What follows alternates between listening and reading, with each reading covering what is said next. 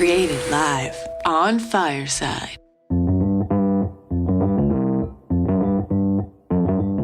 Live from Joe's mom's basement, it's the Stacking Benjamin Show.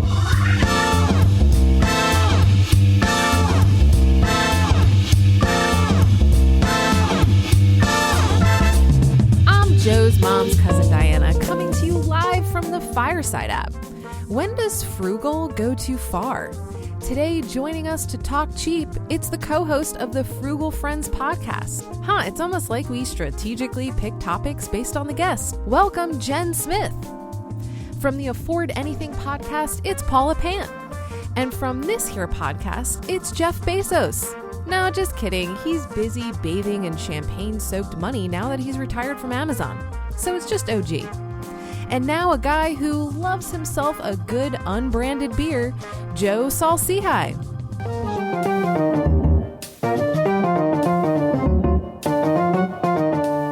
Do you remember the old days, Diana? Well, you probably don't remember this. When the unbranded beer was like, it was a white label and it just said beer in big black letters.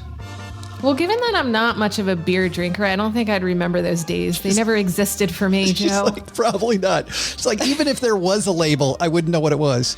Bring on the Trader Joe's wine. What is it, $2 Chuck? Isn't it up to, with inflation, does it become $3 Chuck?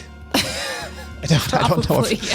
Hey, everybody. Welcome to Friday on the Stacking Benjamin Show. As Diana said earlier, I am Joe Saul-Sehy, Average Joe Money on Twitter, and welcoming everybody here, hanging out with us on the Fireside app as we make a live recording of the Stacking Benjamin Show. And our friend Doug, my mom's neighbor, has the day off today. He's actually golfing, which is incredibly scary. We're recording this in a day we normally don't record. He's like, I got to go golfing. We're like, fantastic. We can upgrade, and we get Diana instead. So glad Diana's here, but let's meet the rest of the crew who's here with us. First of all, this guy sitting right across the card table from me, Mr. OG, is here. What's shaking, Bacon? How are you, man? Back. Oh, people are clapping. That's fun. Good. Back from vacation. We were in Florida for a week and then up in northern Michigan for a couple weeks and did the Cannonball Run. I think that is brutal. But we did it all in one day on the dot. Listen to this. When we pulled out of the driveway in Houghton Lake, we had everybody had to guess what time we were going to arrive before we put it in the GPS. We had guesses of 2 a.m., 1:15. Caroline said midnight. I said 11:15 on the money. And we pulled in the garage 11:15. Yep. Yeah, that's an ugly, ugly drive. What time did you start from Michigan to drive all the way back here? It was exactly 18 hours. 18 hours. Holy cow. And a woman who never wants to travel 18 hours to go anywhere. That's a horrible transition. Paula Pant here from Afford Anything. I would love to travel 18 hours to go places. He was yesterday or the day before in a car. You were on a train. I was. Yes, I was on an Amtrak from Boston to New York City was the one that I took yesterday. Oh, nice. 2 days ago. And? Great trip. We're talking about frugal. I'll tell you, I was looking at Amtrak tickets from Texarkana to Dallas. The bad news is it was going to take 6 hours to drive. If I could drive it in 2.5, and it would take 6 hours to get there. The good news is it's like $35, Paula. Yeah. And it's way more comfortable than flying. You know, you can get up, you can move around.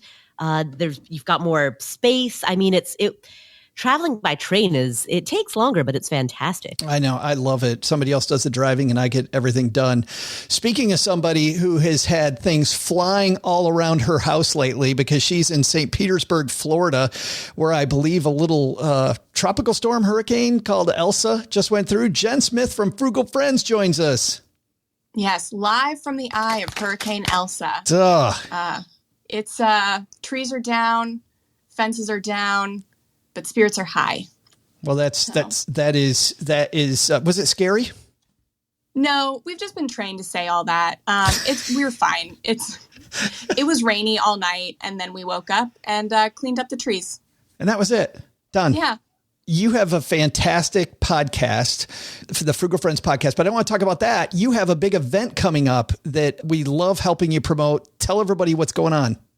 Absolutely. Starting Monday, July 19th, we are having our first virtual event called The Future of Frugal. And so we have invited over 20 really awesome speakers. Most of them have podcasts. Most of them have been on Stacking Benjamins. And we're going to talk about what the future of frugality looks like. So no more of this cheap stuff, the clip and coupons, the rebate apps, none of that.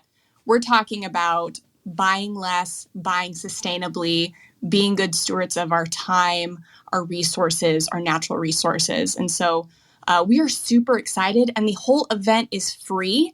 It's 4 days, and you can watch the day's talks whenever you like. They're not scheduled out, so watch them whenever throughout the day. And frugallivingsummit.com to get a free ticket. That's awesome. We'll have a link to it on our show notes page at stackybenjamins.com. We're so happy you're back with us here, Jen. We've got Paula Pant, we got OG, we got Diana.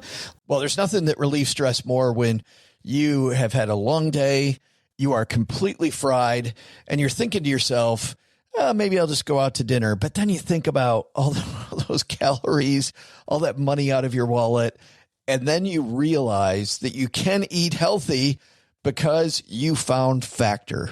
Factor is ready in 2 minutes. Factor shops, preps, cooks, and delivers straight to your door, so you have more time for everything you love this spring, and you don't have to worry about eating healthy and going outside your budget because you've got the food sitting there in the fridge that you had pre-planned. What is Factor? Well, Factor has meals built around your goals, whether that's weight loss, overall nutrition, more protein, or GLP-1 support for strength and workout recovery. Check out Factor's Muscle Pro collection. Every meal's crafted with functional ingredients, lean proteins, colorful veggies, whole foods, and healthy fats. Factor bans 175 plus ingredients.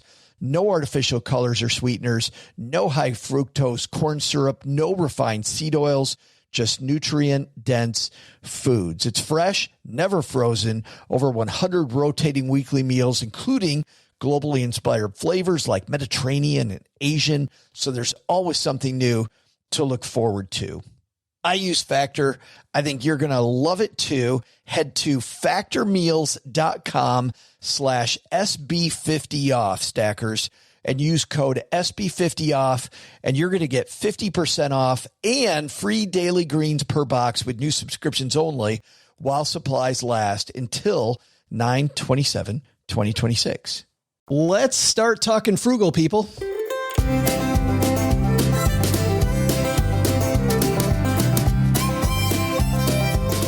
Well, today's piece comes to us from a blog called The Tex-Mex Mom. This is new to me, but Paula, you read some blogs. Have you ever seen this blog before? I have not seen this blog before, but when I looked at it, I had this feeling like it reminds me so much of the blogs that I used to read a lot back, a few years ago. I was going to say, I really love it. Yeah. Yeah, it has that, just that vibe of a mom writing about her family, writing about saving money, writing from her own personal experience. Those were the blogs that I used to read when I first was getting started, when I was first learning what blogs were. Yeah. That was my entry into this world. So I definitely had some nostalgia reading this. Yeah, these very personal experiences. The blogger's name is Rebecca, and she wrote this piece, 5 times when being frugal goes too far. And so, Jen, you're the guest of honor. We're going to start with you, and I'm just going to take these 5 in order, guys. We'll start off with number 1. Rebecca says, Jen, when the quality is even cheaper than the cheap price. So too far? I will push back on this one a little. I get what she's saying. When you buy cheap things just for the sake of them having the lowest price, that's definitely cheap. But the example she gives is that sometimes for some pieces of clothing, it does make sense for her to buy them new, kind of like jeans for her active child. For me, I really prefer to buy secondhand, not just because of the cost, but because it keeps new clothes out of the fast fashion ecosystem. So for me, it would be worth maybe spending the same amount, but getting more secondhand jeans for my child versus just one pair of new jeans, and maybe going through those jeans faster. Yes, but you can find really good quality stuff that is even brand new at some of these kids consignment stores or pop-up events or even thrift stores. Mine is still just a toddler right now, so maybe we go through clothes too quickly for me to realize this. That's what I'm thinking. When my kids were born, we got a bunch of new clothes, and man, they were out of those initial onesies in a hurry. Like, bam, gone. Yeah, we haven't really bought anything new. We've gotten new things as gifts, but predominantly we try and get everything used. I mean, in general. And we've seen really great quality come out of thrift stores, and especially in nicer areas. That does make a difference where you go, because nicer areas, they give away things before they've been torn to shreds. So you can strategically plan it to get quality for a really cheap price. Oh, gee, you're on the other side of this. I know. I think I've known you long enough to know that you would prefer to buy something that's going to just last a long time, which means maybe paying more. I was just stuck on, I was thinking about you, Joe, and being a part of the fast fashion ecosystem. I'm totally, look at what like, that is such a, people see fast fashion. They how did she know? think totally. Everything I'm wearing came from Hot Topic. It sure did. Yep. In 1997. Well, for me, I think that on the clothing thing in particular, we use the word cheap when we mean the word inexpensive. And then we also use the word cheap when we mean low quality. And so what you're trying to do is you're trying to find good quality stuff that's at a low price. And I think that makes a ton of sense. My kids go to a school that requires uniforms and polo shirts and shorts, basically. But I don't think we've bought new uniform clothes for the kids since maybe like the first year that they were there. And I've got a freshman in high school and a seventh grader and now a kindergartner, because every year, and it's happening actually this week, they have a, like a turn-in party, basically. You go to school, you turn in all your stuff, and the things that are still of reasonable quality, you set out and you can sell them, if you want, or give them away or whatever. And so that's what we do. We take all of our stuff that that the kids have grown out of from the last year and put them on the rack, and then kind of go back through the rack. And there's occasionally some things that we have to get new. But to the uniform stuff, we buy secondhand because it's so expensive to buy at the other place. And it's the same stuff. It's a polo shirt, and whatever. So yeah. Why not buy a secondhand? Yeah, exactly. Yeah. Paula, it seems to me that you've got this mathematical equation. Speaking of knowing people, you must be thinking about, there's this equation in your head that you work out where frugal becomes cheap when it comes to the cheap price.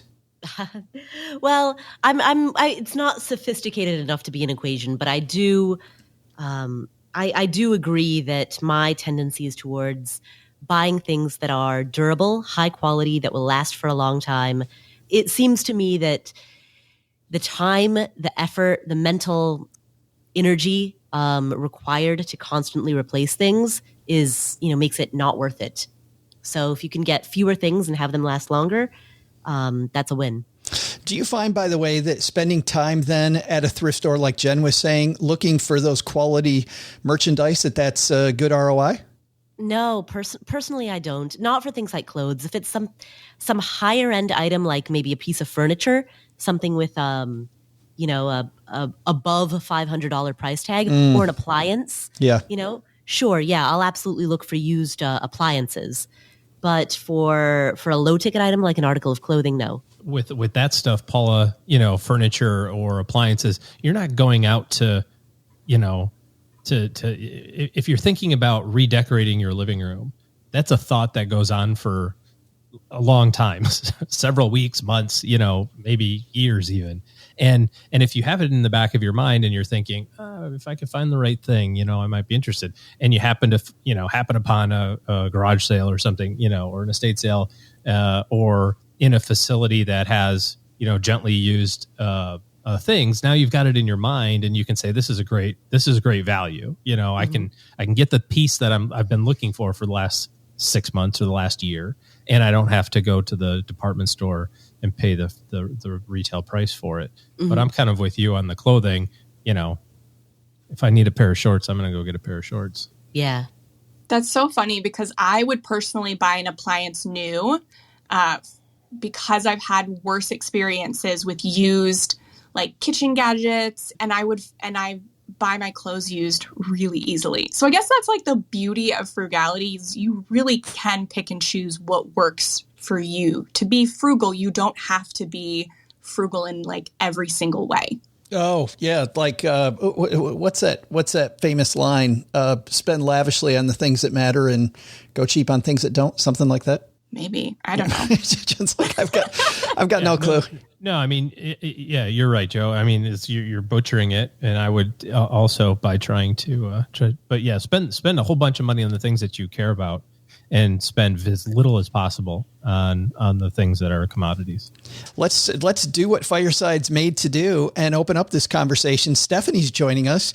Stephanie, when it comes to cheap, where is that line when the quality's even cheaper than the cheap price? Joe, thank you for having me to the stage. You know what's fascinating to me about this conversation, and Jen, I think you probably echoed something that I was going to mention. I have a good friend of mine that is very frugal, and I tend to spend more, but on fewer pieces because I find that they can last for an incredibly long time. And I will tell you, I did a study with her, and I said, for the next 12 months, I want you to spend as you normally do.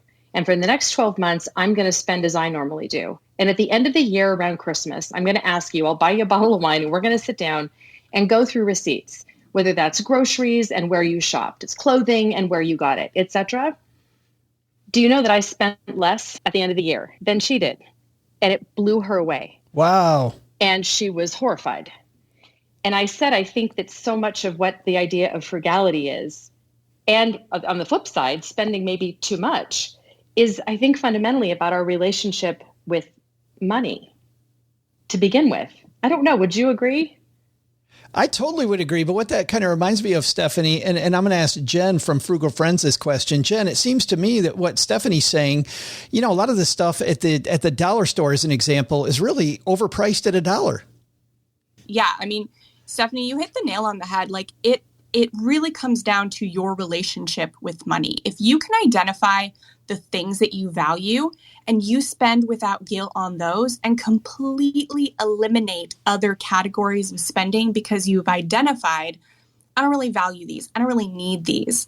So you can spend whatever you want.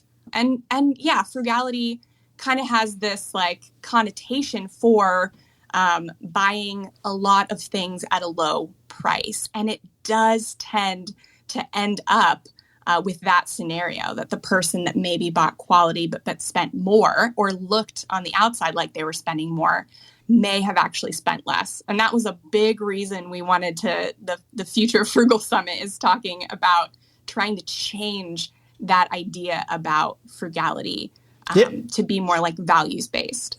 But this is a really interesting topic, and I'm so grateful you brought it here. Thank you all for being here with us today. Well, Stephanie, before you go, I'm going to kick off the second. I'm going to have you kick off your thoughts on the second piece of this blog article that we're discussing. And the second one that this woman, Rebecca, writes is, frugal goes too far when you waste a lot of valuable time. She says, I make an effort to save money on groceries, and one thing I do every week is check the store ads to see what's on sale. However, when the sales I like are at 3 different department stores, I often have to choose one of the stores to shop at, simply because I don't have time for them all. So what do you think about that? Frugal versus cheap when it comes to your time? Well, I think that valuable time, we make assumptions and we're placing a judgment call on that person's time. And I can't do that. Perhaps this is somebody whose end value of the money that is saved as a result of the time she or he has spent was time well spent. And actually that valuable time translated into the exact result she or he wanted, which made it actually valuable time spent versus valuable time wasted. Value, indeed, even valuing time is also a financial equation. Does that make sense? Well, that totally makes sense. And Paula, this sounds like something that you think about. It absolutely. So I mean, I have nothing to add other than ta-da. I agree. Yeah, ta-da. Way to go, ditto. Stephanie. Right. Well, on that note, thank you all for having me. This is a fantastic conversation. And Joe, thank you for inviting me up. I really appreciate it. Thanks. I'll hang around the audience and enjoy. Thank you so much. Thanks a ton for hanging out with us, Stephanie. We got Chris here with us. Chris, you've got some thoughts on designer clothing. Yeah. Hey, guys. Again, thanks so much for inviting me to the stage. This is great. What a fun time. Yeah, it is really hard for me to pay full price on designer clothing. I'm in the Midwest, and it was super hot this spring and this summer. And every season I kind of cycle through. I thought you were going to say, Chris, not to cut you up, but I thought you were going to say you live in the Midwest and you look super hot in those designer jeans, but you were going a different way. I was. No, good call. But yeah, so I've cycled through like a few pairs of cargo shorts. You know, I'm a dad. A few pairs of cargo shorts every year, right? Every season, literally for like 20 years. Like I've had shorts that are 20 years old. And this year, you know, and I've mended pockets, right? I've sewed them up. I've used them. And this is the thing is I went to Goodwill. I bought, again, another 3 pair of cargo short, 3 different pairs for like $4 a piece. And they're going to last me another 10 years or more, right? So it's just one of those things where it was quick, it was easy and cheap, and it'll last me a long time. So that's just my 2 cents. It takes a lot. Well, hang out with us here for just a second, Chris, because I want to bring Diania into this conversation. Diania, a lot of people may not know that you were in the corporate world, right? And I think in the corporate world, what Chris is talking about may not make sense as much, because I remember I used to buy these really cheap shoes, right?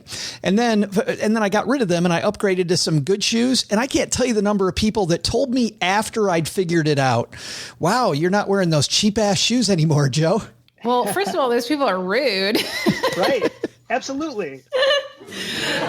It's funny because from my history in consumer products, I honestly think I have such a hard time buying the more expensive stuff because they're all coming from the same factories in China, honestly. So I think that's kind of my stance on it. But yeah, you can find really good stuff at Goodwill stores. I remember one time I found a brand new pair of jeans, just my size. They still had the original tag on them and they were like $100 and I got them for 10. Wow. So, sometimes you really have to hunt for that stuff. So that's why I appreciated the point about time, because I think about some of the time that I spent when I was very, very frugal, when I was getting out of debt. And I'm not sure that some of those purchases I made were really worth the time that it took to find them. But I think frugality is one of those things that you kind of have to experiment with and see like, what is your level of frugality and hunting for, lower cost options? What level is comfortable for you? And that takes some experimentation. But also, Chris, obviously with those shorts, as an example, if you were a realtor, let's say, showing people houses all day, I think part of that job demands that you look a certain way, right? So when it comes to that stuff, would you then buy more designer clothes? Yep. Actually, great point. So I remember I was at a work event, like a corporate function. I was actually speaking at a corporate function. And I had a really nice like Bill Blass shirt on, right? And it was one of the first times I wore it. It was like a purpley color, right? So people were like complimenting me on. They were complimenting me on my shirt. And one woman came up and said, "Yeah, you look really nice today. I like that shirt." And I said, "Thank you. This is my Goodwill special. It only cost me $5." And a buddy of mine I work with, he pulled me aside and said, "Bro, don't tell people that." And I'm like, "What? Why?" I was proud of the fact I bought a $5 shirt and it looked nice.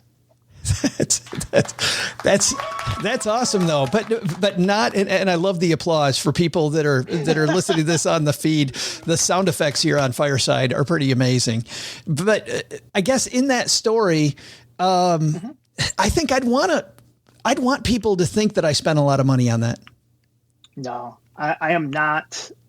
I guess maybe that's just, again, the way I was brought up. I absolutely take pride in the fact when I can save money. I'm not afraid, or I'm not embarrassed about that fact. Chris, thanks for joining us here on stage. Yeah, thank you. I know that Kate, you had requested to come on stage. Here she is, and we'll get your take as well. Kate, thanks for joining us. Hi, thank you all. I'm not sure if this was touched on earlier or not, but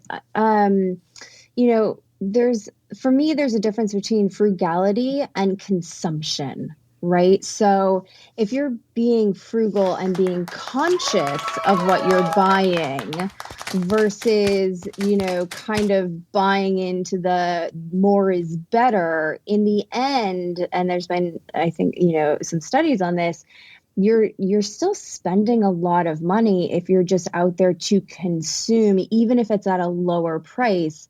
And I think this also goes back to something Diana and Joe, you were talking about, which is there is, investing in quality pieces. If we're talking about clothing, apparel, furniture, things like that, which, it's good to be frugal, but if it's not going to last you longer than a year, are you really saving any money in the long term versus investing in quality pieces?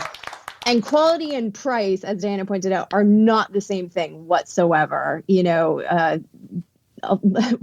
What Diana said about being manufactured in the same factory, whether it's $100 or $10 is completely true. So I think for me, it's frugal is one thing, but overconsumption is another. And I'm just curious to know everyone's kind of thoughts on that or experiences with that. Yeah. Paula, I want to bring you in on this because I think that this idea of maybe minimalism or Kate, like utility, right? Utility, the item, not just buying it because it's cheap, but buying it because you actually need it. Exactly.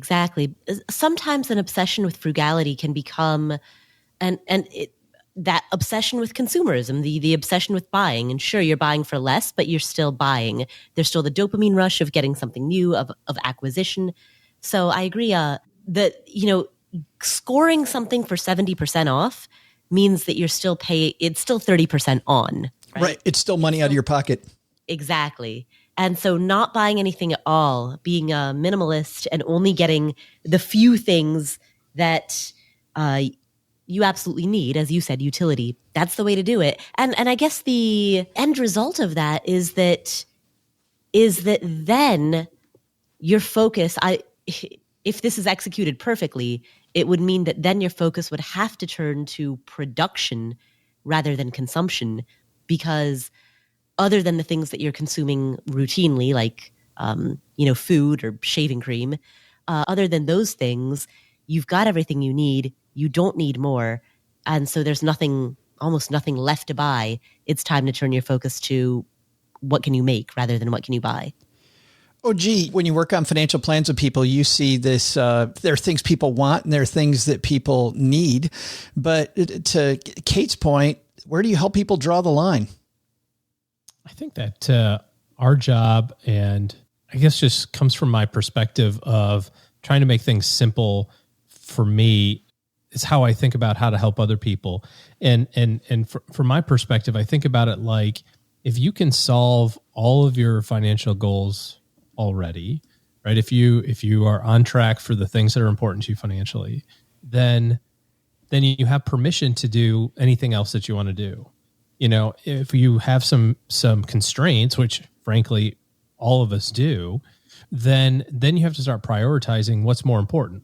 Is it more important to, have a few extra years of early retirement, or is it more important to buy the lake house?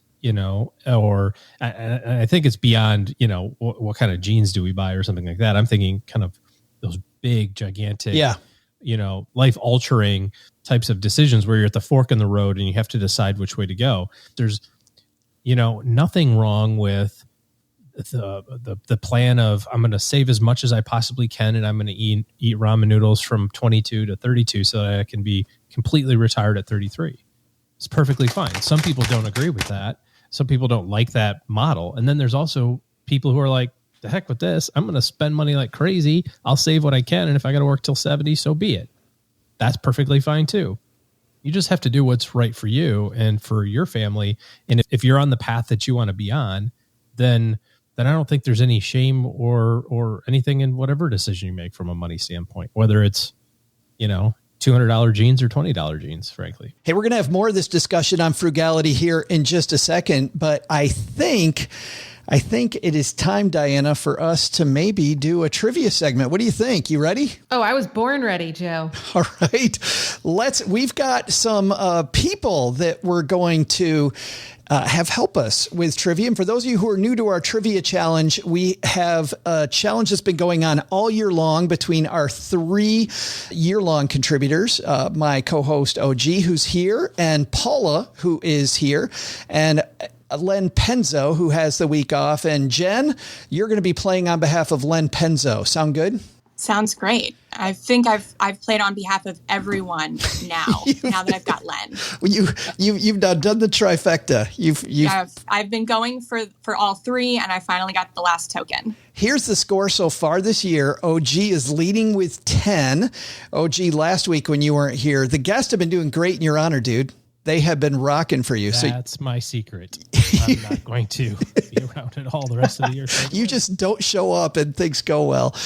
Len has 8 and Paula has 7. Paula, you're in your same place here, sneaking in the back.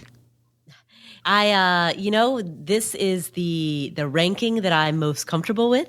It's where I tend to spend most of the year, but don't worry. The end of the year, I always pull ahead. Which, by the way, has never happened. Just for people that have not heard the show, you have not pulled ahead at the end of the year yet. I've looked like I might have. She's like, look at the time. Right. Well, Paula, we are going to pair you with somebody hanging out here with us on Fireside, and we're going to pair you with Kate. So, Kate, you're going to be on Team Paula. I know you can do it. Kate, when you're not stacking Benjamins, what are you doing? I am a content creator and writer in the space of sustainability and climate change. So everything from writing my own content to ghostwriting to different video and audio formats, everything climate change related. Awesome. Cool. Do you want to tell people where they can find you? I would normally, but my sites are currently being relaunched. Oh, no. So Right. no, but katebagby.com or worldthreadstraveler.com. Just give it a couple weeks at this point. Deal. Awesome. Well, I'm glad that you could be here with us. And where are you located? Just outside of Boston. Awesome. You are just up there. Paula, you were just in Boston, right? Yes, I was actually in Cape Cod. So Nice. I spent 4th of July in Cape Cod, which is beautiful. Highly recommend. Fantastic. And we will pair Chris. We're going to pair you with our guest, Jen. Chris, when you're not stacking Benjamins, what are you doing? I'm actually blogging my divorced dad's journey to retirement. Awesome. So talking about spending, saving, investing, all that jazz. Sweet. And the website is? heavymetal.money. Awesome. And you and I talk on Twitter quite a bit. We do. Yeah. Yes, Awesome. Well, I'm glad you're with us. So you are team Chris and Jen, and then OG, you and Gertrude are together. Gertrude, you're on the winning team, it looks like so far. Winner. Yep, absolutely. All right. Those are the teams. Everybody ready? Diana, you ready to do this? Let's do it. Here is our trivia question. Hey there, stackers. I'm Joe's mom's cousin Diana. And did you know that Amazon sold its first book on this date in 1995? They didn't have the one-click ordering yet, so you had to put in all your details. Can you imagine setting up the world's first Amazon account? Hey, there's this bookstore across the country that I've never heard of. Let's give them my credit card information. I know it's hard to imagine a day you wouldn't do that, Gen Z. Believe it or not, there exists a period in time historians call pre-Venmo. It came just after the Mesozoic era. Oh, crack a book. Since we're talking Amazon today, here's a question. How much did Amazon have in sales its first week of operation? I'll be back faster than you can ask Jeff Bezos for a ride into space. So the way we do this, OG, you and Gertrude, because you're the winning team or leading team with 10 points, you guys are guessing first. That first week they were open for business, how much money did they bring in? So what year was this? 1994, 1995, you said? Yep, 95. 95. Okay. So I'm thinking that's probably would that have been the beginning of online shopping? Yes. Okay. So my guess would have to be real low then because like Diana said, who wanted to put their credit card in way back then? What are you thinking? Gosh, the frugal side of me says like $2,000. So the question is how much was the total sales for the first week of operations of Amazon? And we have to figure out whether or not old Jeffy boy was a good marketer or not. Like nowadays, there's courses on that stuff, right? Like how to launch your whatever you're selling online, and you can sell millions of it in the day. But I'm with you. I think the number's pretty small. I like the number 837. That was the number that came to mind. What do you think about that? $837? Dollars. Yeah. A really small number. That's a very small number. All right. So that 837. 837 locked in from Gertrude and OG, which means Jen, you and Chris. Chris, what are you guys thinking? My first thought was like, they probably sold one item and then it got returned. So they probably ended up negative after fees Right? or something. So the number of sales, so different than revenue. So I'm just thinking 1995, I mean, I didn't even have a credit card yet. So, I mean, I would be afraid of, I don't know, man. I mean, did anyone even know about them? I think I'm going to be even lower. I think the first week, let's do something crazy, Jen, like $39. I'm with you. I'm locked in on that 39.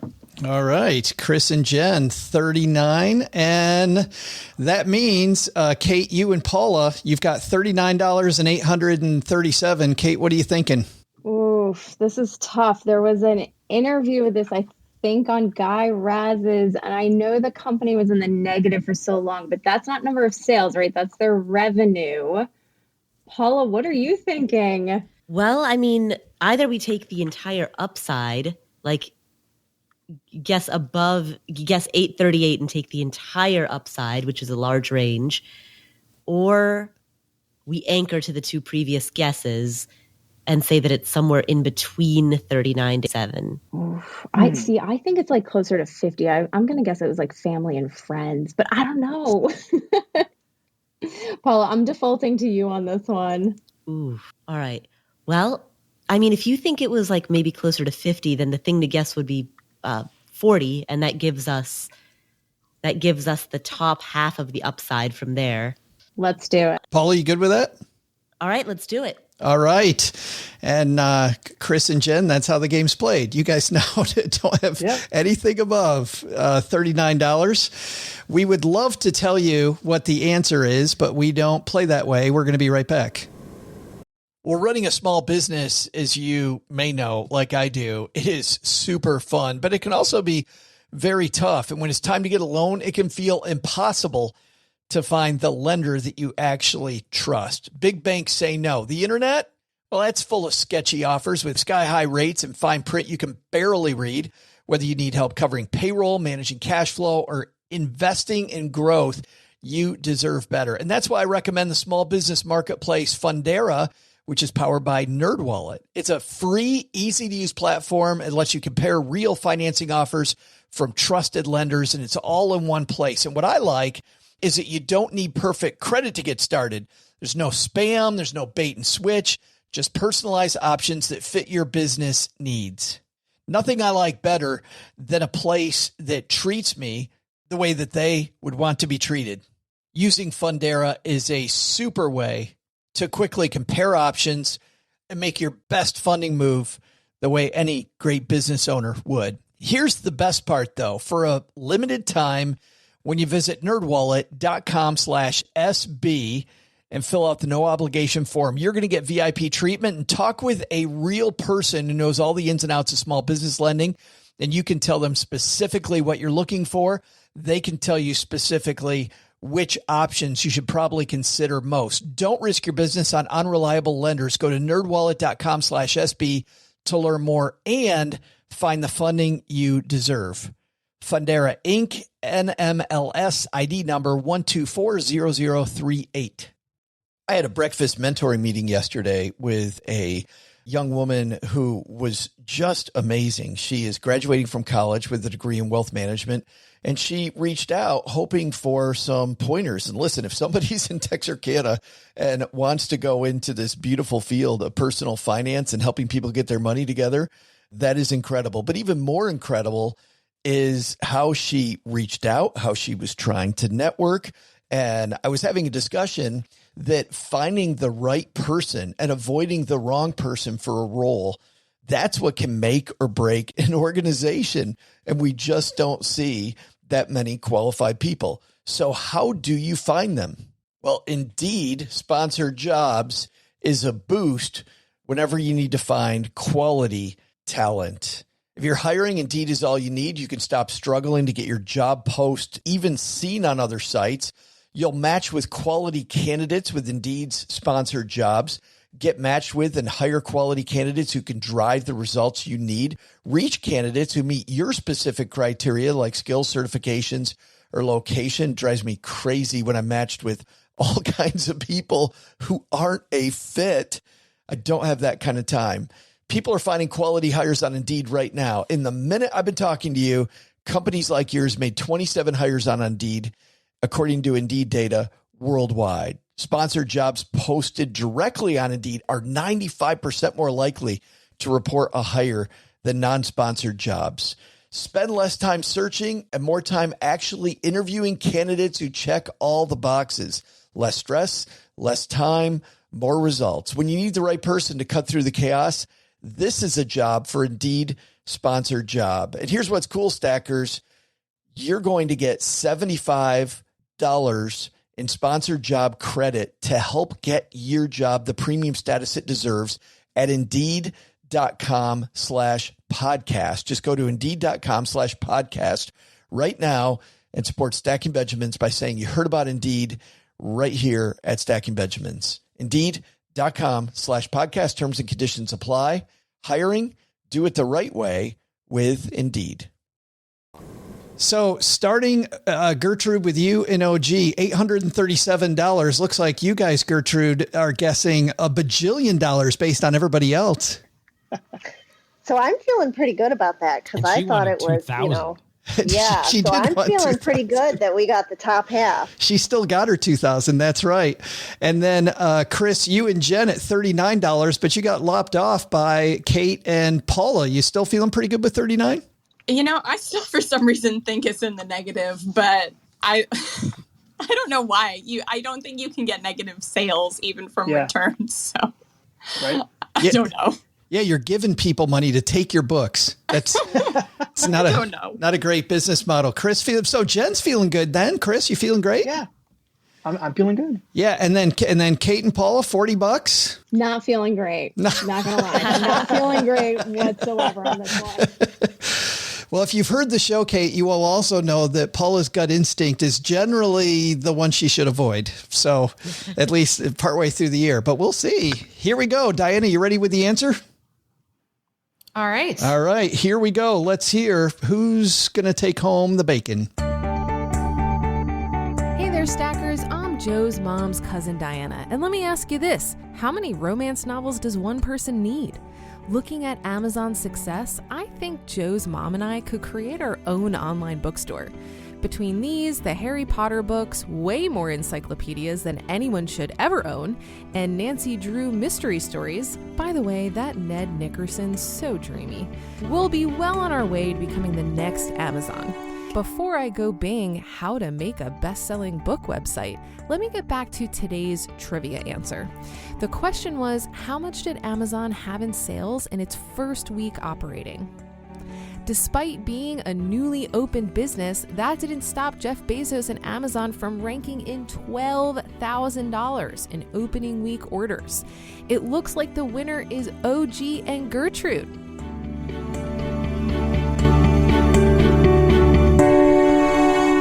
The rich get richer. Wow. So I guess 2,000 might have been closer. 2,000 might have been $12,000. I'm guessing, Jen, that the negative number was maybe slightly wrong.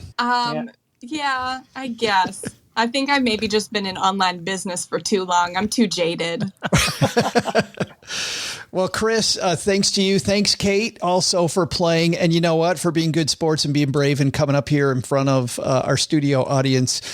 Shoot me your email, joe@stackingbenjamins.com, and we'd love to give you some Stacking Benjamin swag. So thanks for joining us for the trivia. I appreciate it. Thank you so much. Kate, before you leave, I want to go back to this blog post that we've been working from. And for people that are new here in the auditorium here on Fireside, we're working through 5 times being frugal goes too far. And Kate, I want to get your take on this third one, which is when you turn into that customer. And I don't know if Kate, if you've ever been that customer.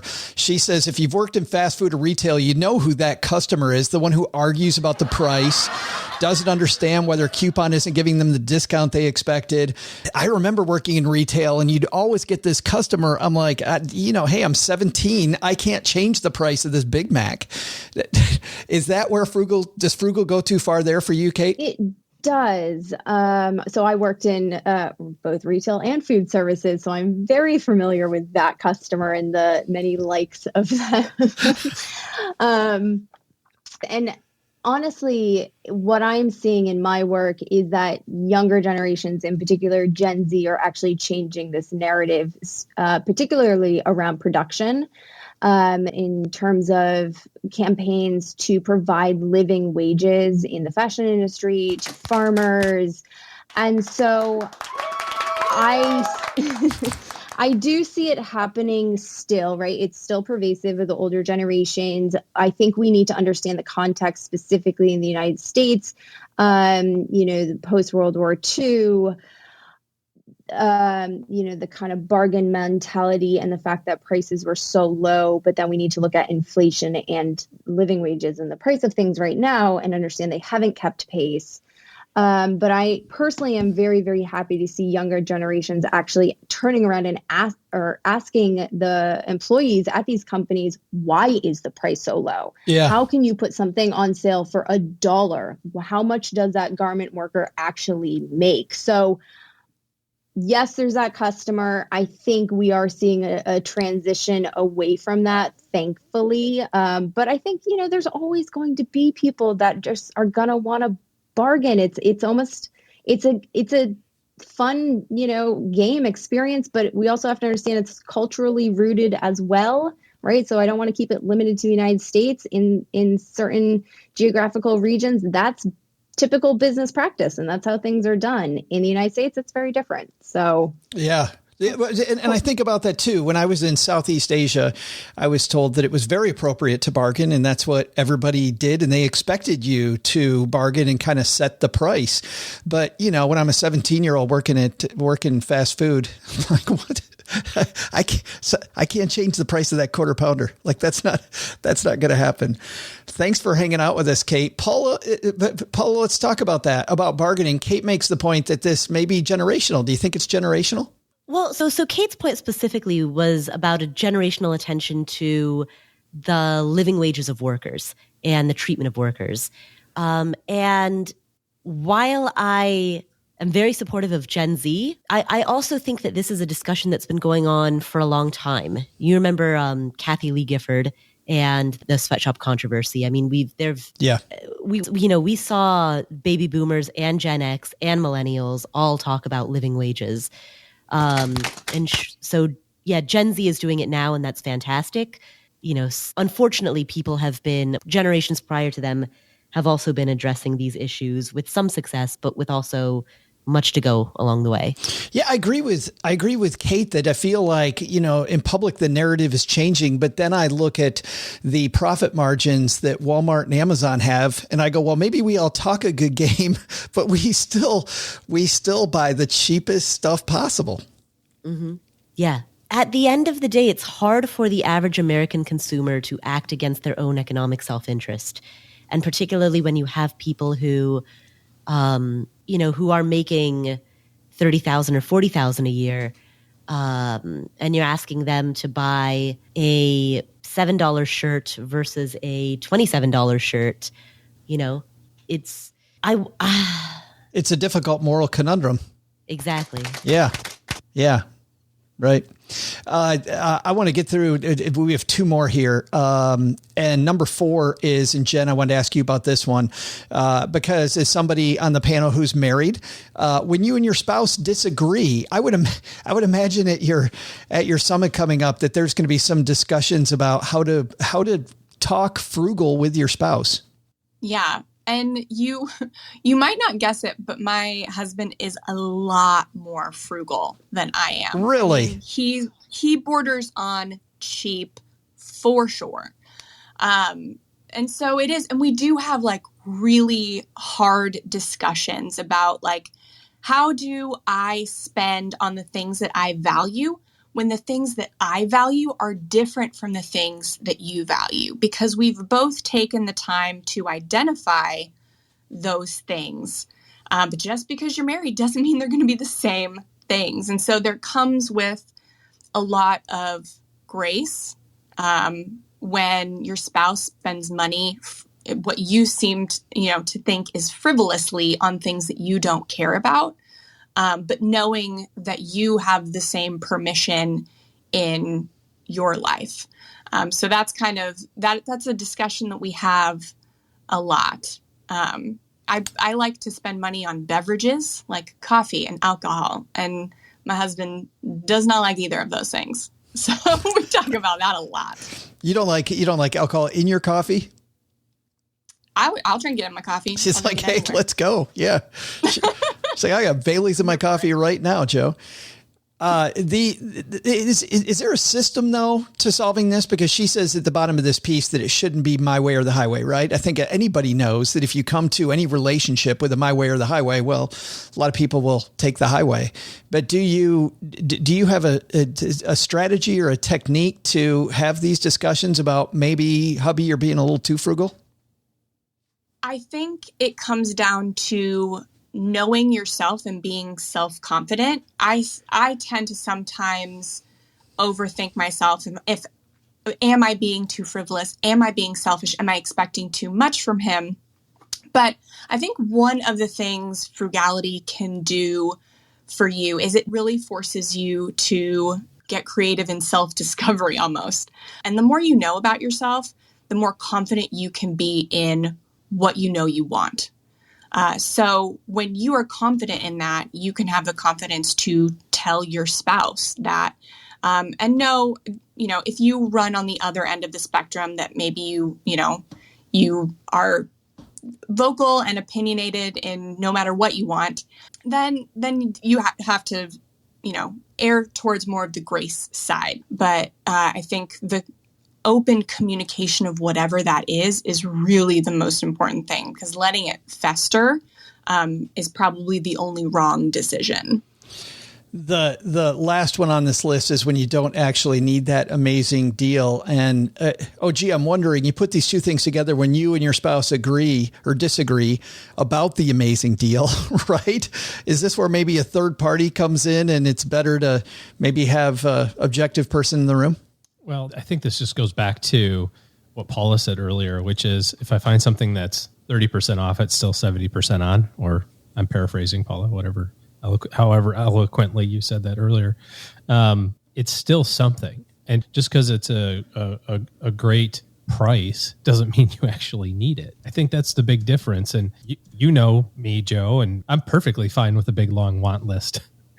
Mine is never ending. Every time I see something, I put it on my want list. And I also think that's perfectly fine. I can have this big, long want list because I know where it fits in the hierarchy of all the other things from a financial standpoint that are important to us and our family. So if you start with the approach of, if I'm on track for my family's financial planning goals, and then there's something that I want, so be it. Have fun. Do it. But if you're not on track for those things, that's where, from a stress standpoint, that's where that stress comes in. And it's better to have somebody who's a little bit opposite than you in your relationship, especially in your relationship with money, to help just kind of keep you on the guardrails. So maybe that's your spouse or a friend or something like that, but somebody to kind of call your bluff, so to speak.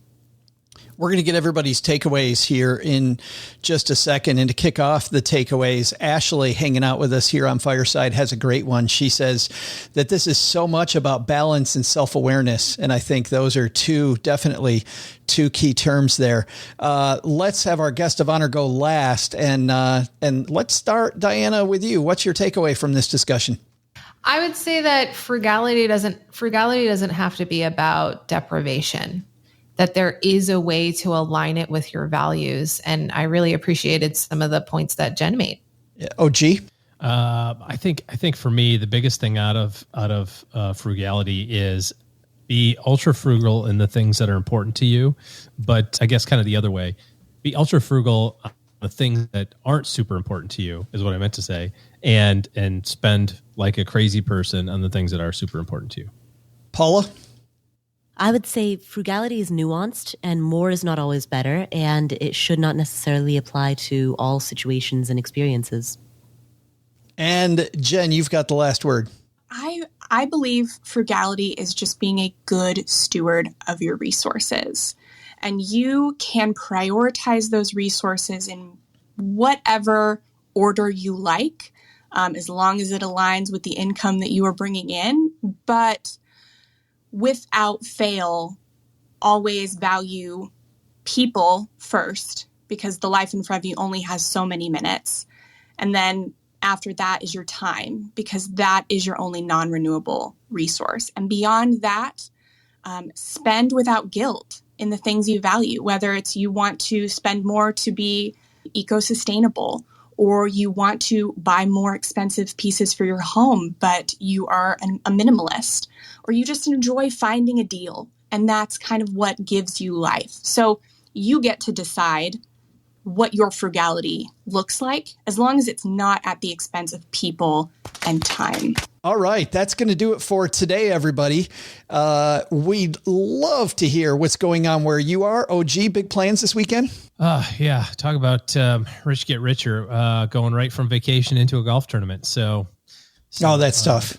Yeah, I know. I don't know how you do it. You got to go golfing with Mom's neighbor Doug, who's off on a golf course somewhere while we're recording this. I did, but I think he's kind of mad at me because I may have whizzed a 3-wood by in the general vicinity of his cart, and allegedly may have felt the breeze as it flew by.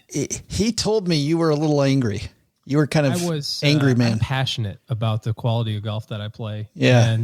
And when I don't play that up to my standards, then I get a little frustrated. But anyways, yeah, he hasn't talked to me since. So Paula, what are you getting passionate about this week on the Afford Anything show?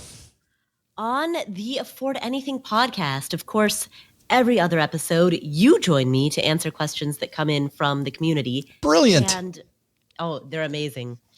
We've also recently put out an episode that is a beginner's guide to crypto, specifically a beginner's guide to Bitcoin, Ethereum, and blockchain technology. And it is, if I may say so myself, probably the episode that I am most proud of the more than 330 episodes that I've produced so far. That one is my favorite. Even above the ones I was on. I know, right? It's saying a lot. You're saying that right to my face, Paula. You can hear me. Actually, my friend Mike was listening to that episode.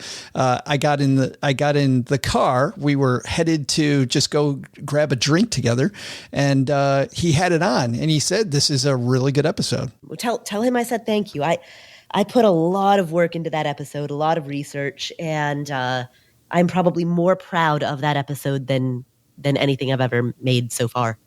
Jen Smith, thank you for hanging out. I'm not going to ask you what's going on at the amazing Frugal Friends podcast. Instead, I want to shine a light on what you've gone on next week, because as we said at the top of the show, you've got a lot of people joining you, and it's free. Yeah. So if you enjoyed the conversation that we had today, that is essentially what we are having over 4 days, especially day one, because that's the day we're focused on buying less and buying more sustainably. So we have, over 20 amazing people from all your favorite personal finance podcasts, and even some sustainability and minimalist podcasts too. So frugallivingsummit.com, get your free ticket, free goodie bag. Some of our really great sponsors are giving away some discounts, and it's going to be really, really fun. Really fun. And we're going to have a happy hour every night next week, Monday through Thursday. We're just going to be geeking out on frugality. Nerding out online at frugality. And I read somewhere there's over 1,000 people already signed up. Yeah. So we passed 1,500. Probably by the time you're listening to this, we'll be close to 3,000. Sure, is what right. we are thinking. That is fantastic. Well, congratulations on a great event. And by the way, everybody, we'll link to that. We'll link to Paula's crypto episode. Won't link to OG playing golf because you don't want to see that on our show notes page at stackingbenjamins.com. Diania, you ready to finish this thing off? Absolutely. Here we go, guys. Diania, what should we have learned today? So what should we have learned today? First, take a lesson from our roundtable. Being frugal is certainly better than being cheap, but even being frugal can go too far. Second, how do you know when your frugality has gone too far? How about when you're buying so much on sale that you get invited on that show Hoarders? That's a pretty good sign. But the big lesson, if you're in the car with Joe's mom, don't try playing the pretending to sleep game while she's getting gas. That woman will wake you up. You can't out-cheap her. Or can you? Got a story of someone who's super cheap? Send it to us at team@stackingbenjamins.com. We may just talk about your cheap story again on another episode. And to learn more about our guests and for more resources, you can head to our show notes page at stackingbenjamins.com. If you'd like to follow Jen Smith, then check out the Future of Frugal Summit, which takes place online July 19th to 22nd. Tickets are free and can be found at frugallivingsummit.com. You can hear more from Paula Pant by tuning into the Afford Anything podcast. And I'm Diania Merriam. When I'm not here with you, I'm organizing the very best conference on money. It's called EconoMe, and it's coming to the University of Cincinnati on November 13th and 14th with a live Stacking Benjamin show the night before. How do you get tickets? Oh, I'll tell you. Head to EconoMeConference.com for tickets and details, and come join us.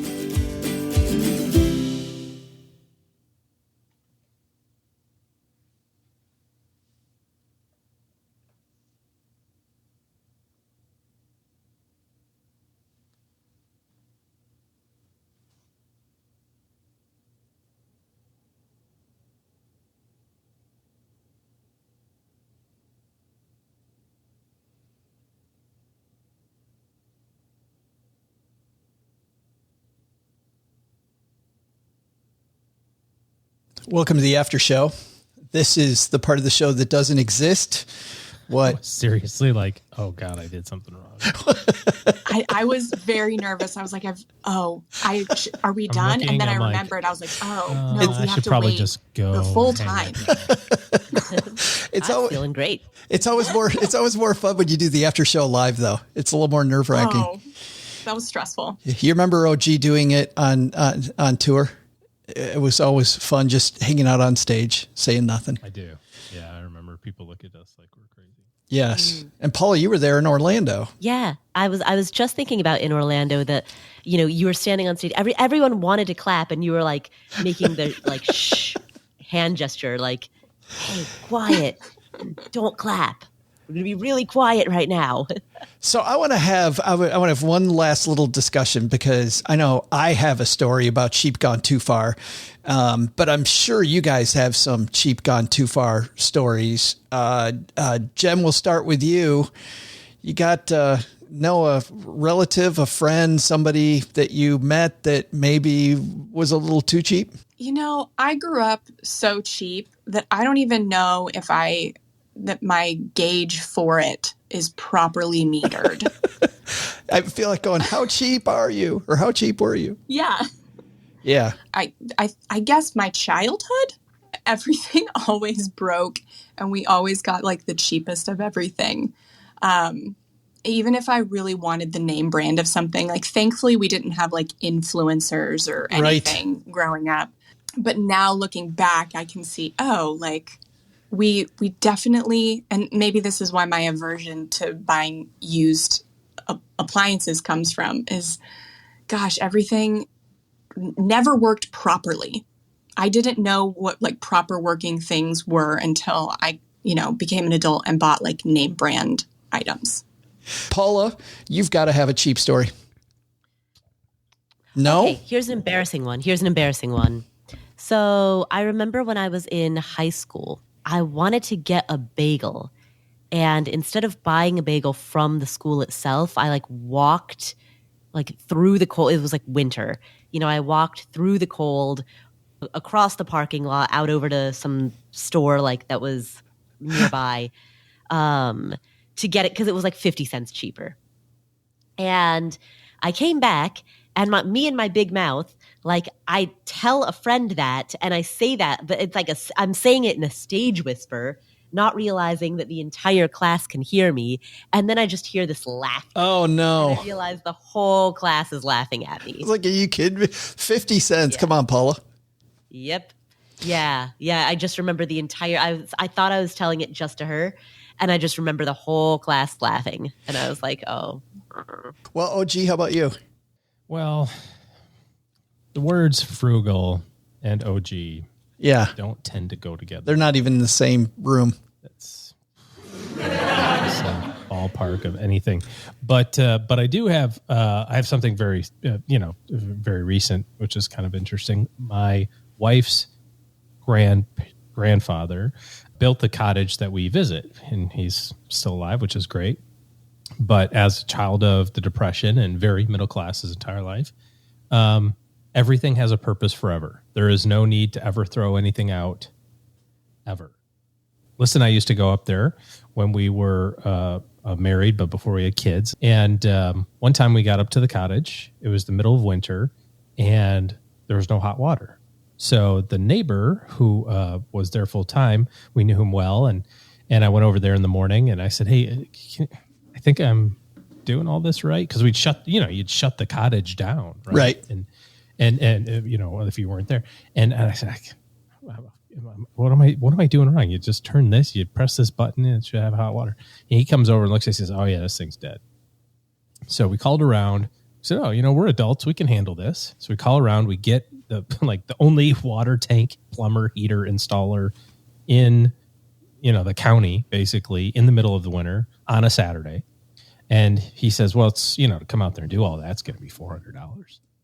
And I said, "Yeah, okay, come on out." So he comes out, he does it all, installs the whole thing, boom, works great. So we're pretty proud of ourselves. We call Liz's dad, and then by proxy, her grandfather finds out about this, and he says, "What happened?" And we said, "Well, it was dated 1975. It's now 2005. It worked. It did its thing for 30 years. Yeah. Check the box. Congratulations. You got a wonderfully used water heater. You did all it's supposed to do." He says, "What'd you do with the other one?" I said, "What'd I do with it? I don't know. I mean, the guy took it. He dumped the water out and like in the snow, and he dragged it out and huffed it up onto his truck." And her grandpa was so ticked off. He's like, "That's ridiculous. We could have fixed that one. It would have been just fine. We didn't need to have another one." And then just this most recent trip, we noticed that the microwave was different. We were talking about used appliances. But I said, "What happened? What's the deal with the microwave?" "Well, Grandpa had one in the basement that's been," he said, "worked just fine. So we got rid of the other one. So we sold the one we had in order to get this one from Grandpa's basement." Well, works very fine. Apparently, it doesn't actually mean works. It means lights up. So we had to go buy. We had one that worked very fine. Instead, we had the one that was in the basement for 10 years. And anyways, so. It was like Easy Bake Oven worked. It Well, you couldn't. It was like the Hotel California. You could press any button you wanted, and you didn't know if your food was going to get cooked or not. It was just. Sometimes it was 10 seconds. Sometimes it was 10 minutes. It was a surprise. You just had to. You get what you get. My Uncle Dick was the most frugal person that I know, and they were going on a trip. Two of my aunts and uncles together, my Uncle Eddie and Aunt Sue, and my Uncle Dick and Aunt Ruth. And my Uncle Dick suggests that they stop for lunch on the way north to go look at lighthouses along the Great Lakes. And by the way, he also refused to go in any of the lighthouses because there was like a $3 like lighthouse preservation thing. So he's on a trip to see I get not spending $3 if you don't care. He is on a trip to go see lighthouses and will not go in the lighthouse because it's $3. But he suggests stopping for lunch and said there's this nice place in Reed City and we can stop there. And my Uncle Eddie, who hilariously told this story because he got back from this trip and said it was just unbelievable, all the stories of Uncle Dick being the cheapest human alive. and said, yeah, sounds great. Yeah, let's go stop for lunch. So Uncle Dick pulls into the restaurant parking lot, and my Uncle Eddie and Aunt Sue get out, and they're walking across the parking lot, and they get to the door and open it up. And my Uncle Dick and Aunt Ruth are back at the car with the trunk open. And my Uncle Eddie goes, are you coming? Like what's going on? He goes, no. You guys go in and eat. We got sandwiches back here.